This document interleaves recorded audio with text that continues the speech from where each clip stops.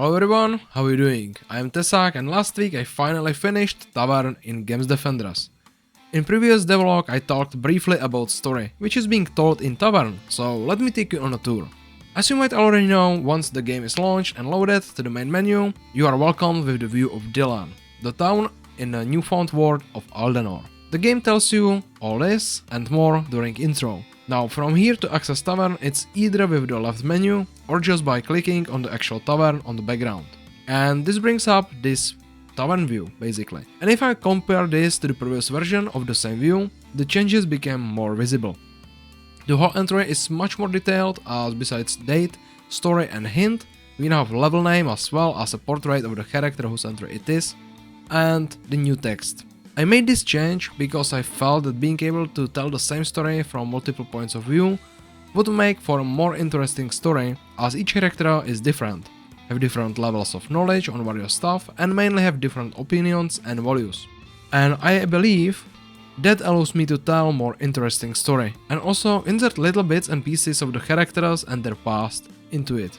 And that's really the reason why I decided to add the portraits, so it's easier to keep track of whose entry it is. To that actually ties the process also of designing the characters, and I would like to talk about this for a while.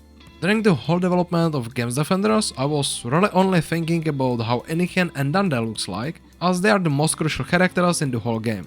But for the story, there is few more characters that are pretty important as well. Or for example, Zanok and Lenatha are important, but there was not a good reason to show them in game, which may have hurt their characters.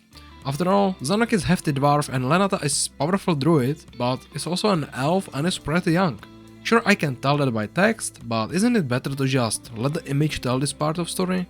Anyway, unlike with previous plan, I decided to give the same kind of story entry to all of the other modes as well.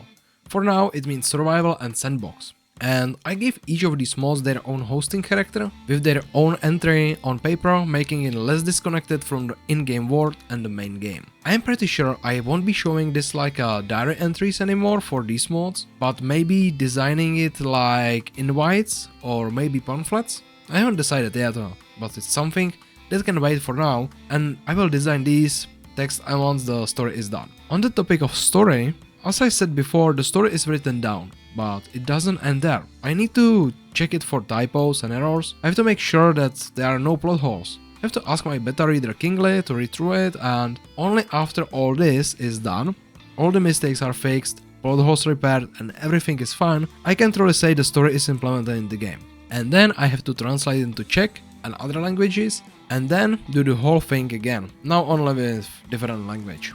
So yeah.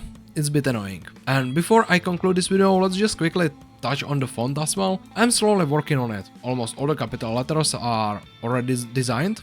What is missing is all the lowercase characters as well as language special characters, punctuation marks and stuff like that. Yeah, it's not easy as just having the English alphabet with localization, is it? That being said, the game is slowly coming together, and I have to say, for the first time ever, in my experience, it's kinda smooth. I definitely can't say puzzle pieces or Walker of Aldenor would be this fun experience toward the end of the development.